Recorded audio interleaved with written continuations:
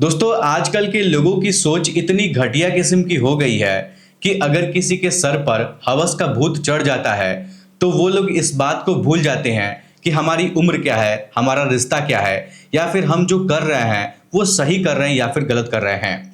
दोस्तों ये बात जाने बिना वो लोग किसी को भी अपने हवस का शिकार बना ले रहे हैं, और अगर उनको किसी भी हद तक जाना हो तो वो लोग चले जा रहे हैं बिना कुछ सोचे और बिना कुछ समझे।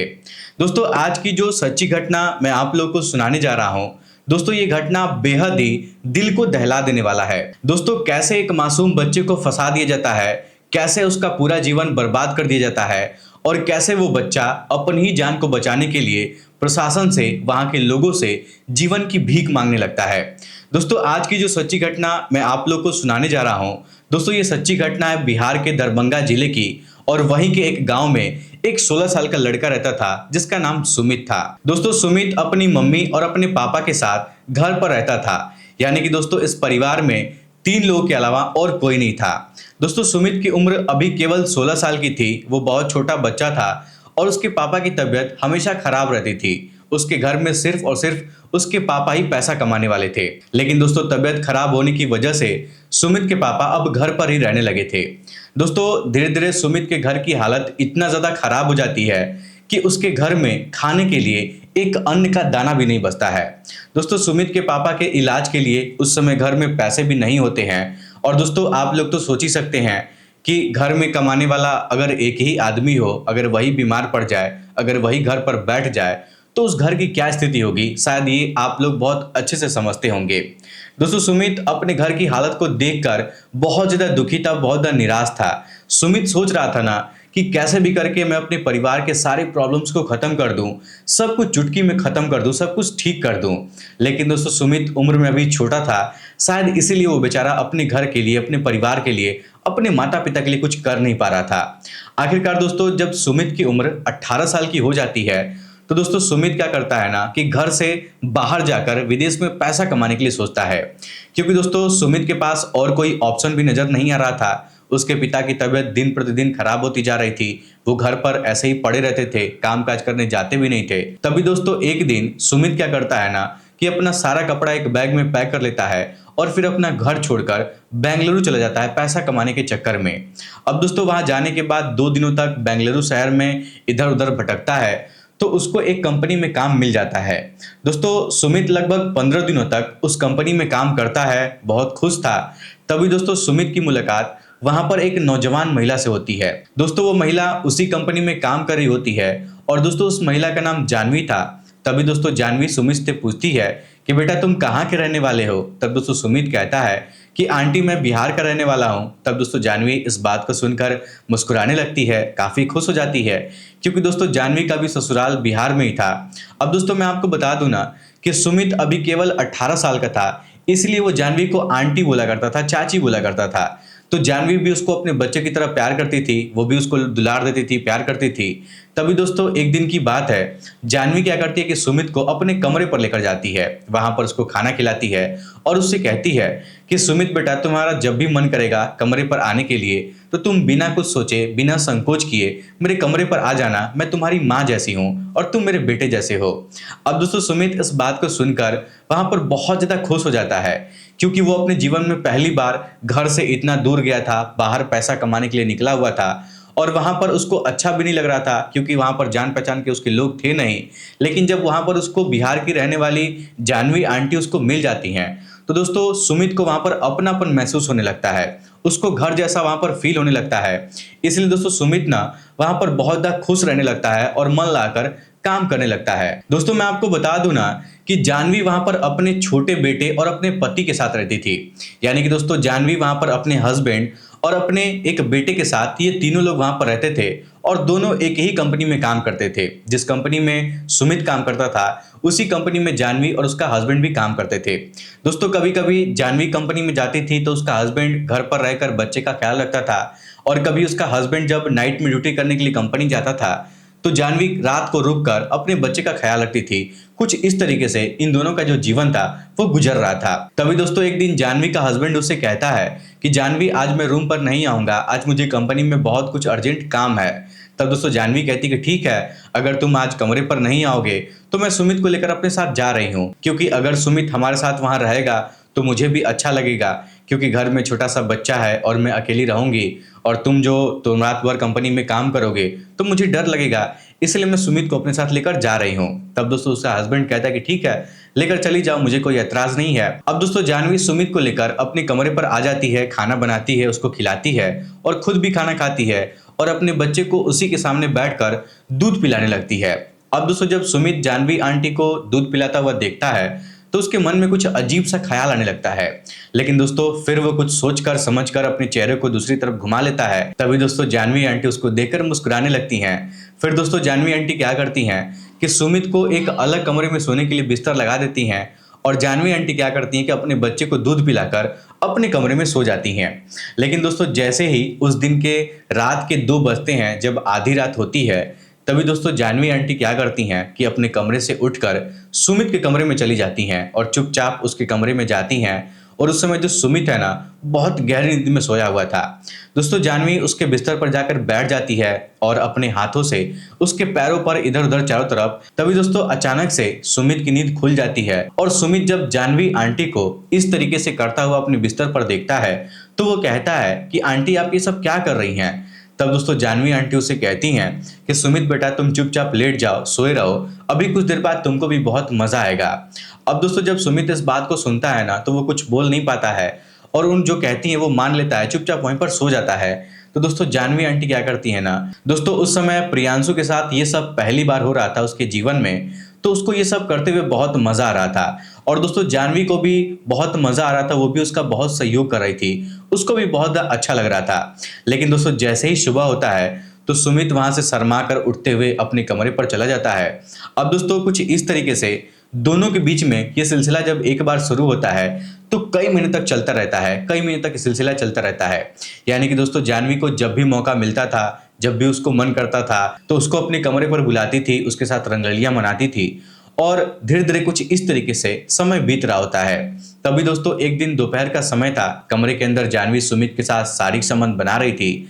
तभी दोस्तों अचानक से जानवी का हस्बैंड कमरे में आ जाता है, तो वो देखता है कि जानवी सुमित के साथ आपत्तिजनक स्थिति में। दोस्तों जानवी को इस हालत में देखकर उसका पति बहुत ज्यादा परेशान हो जाता है, बहुत ज्यादा गुस्सा हो जाता है। लेकिन दोस्तों फिर उसका हस्बैंड कुछ बोलता नहीं है, वो चुपचाप क्या करता है कि दरवाजे से घुसकर दूसरे कमरे में जाकर बैठ जाता है। थोड़ी देर बाद जब जानवी अपनी हवस को पूरी कर लेती है तो किचन में चाय बनाने के लिए जाती है, तो देखती है कि जो उसका पति है, जो उसका हस्बैंड है, वो पहले से ही दूसरे कमरे में आकर बैठा होता है। तो देखकर एकदम से चौंक जाती है, वो सोचने लगती है कि आखिरकार ये दोपहर में ही अभी अचानक कैसे आ गया है। अब दोस्तों जानवी जैसे ही अपने पति के पास जाकर बैठकर उसको इधर उधर की बातें करने की कोशिश करती है, उसको घुमाने की कोशिश करती है, तभी दोस्तों जानवी का पति उससे कहता है ना कि जानवी वो तो नासमझ है, लेकिन तुम तो समझदार हो, तुम ऐसा कदम कैसे उठा सकती हो।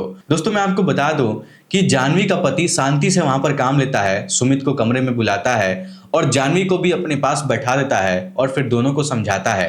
दोस्तों जानवी का पति दोनों से कहता है ना कि आज के बाद तुम दोनों कभी भी ऐसी गलती मत करना, अगर मुझे पता चल जाएगा। सुमित से कहता है कि अगर मुझे पता चल जाएगा कि सुमित तुम ऐसा काम कर रहे हो तो तुम सोच लेना मैं तुम्हारी क्या हालत करूंगा। तो सुमित जानवी के पति से हाथ जोड़कर माफी मांगता है और उससे कहता है कि अंकल जी आज के बाद मैं ऐसी गलती नहीं करूंगा।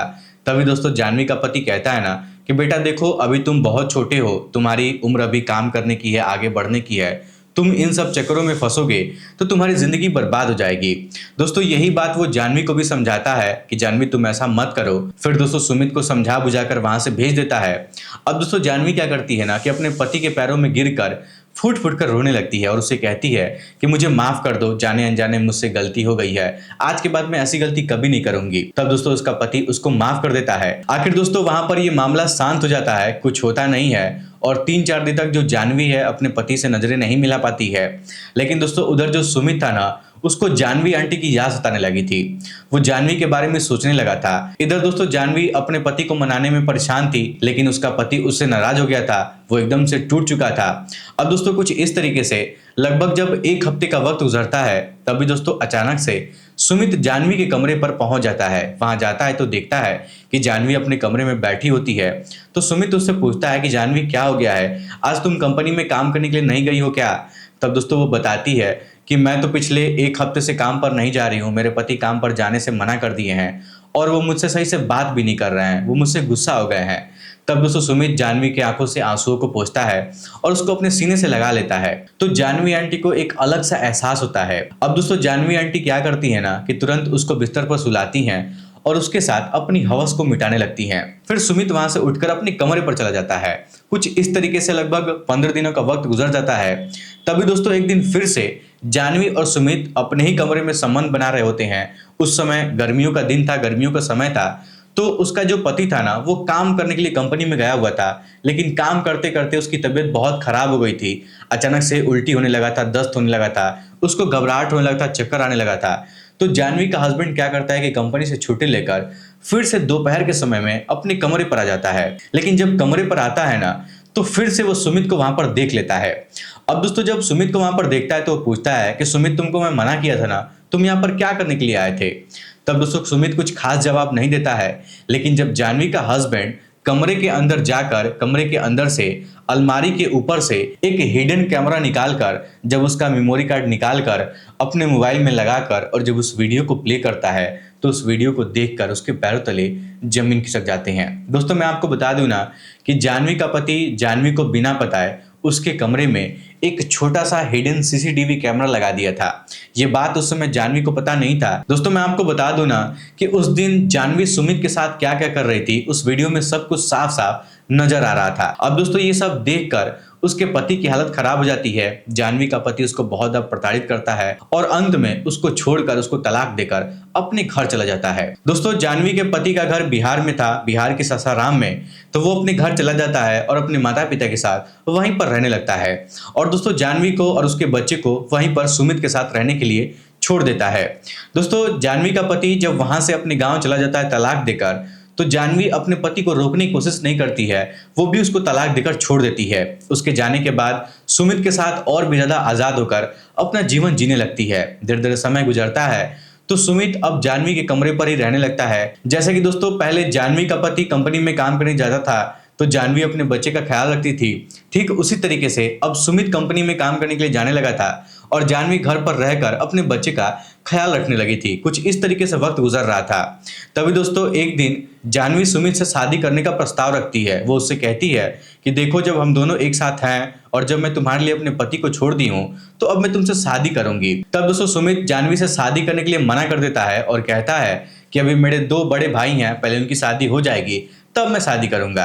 लेकिन मैं शादी करूंगा भी तो तुमसे नहीं करूंगा, मैं किसी कुंवारी लड़की से शादी करूंगा। मेरे माता पिता तुमसे शादी करने के लिए राजी नहीं होंगे। अब दोस्तों इस बात को सुनकर जानवी को बहुत ज्यादा गुस्सा आ जाता है। जानवी तुरंत बेंगलुरु में ही एक नजदीकी थाने पर जाती है और वहां पर उसके खिलाफ एफआईआर दर्ज करवा देती है।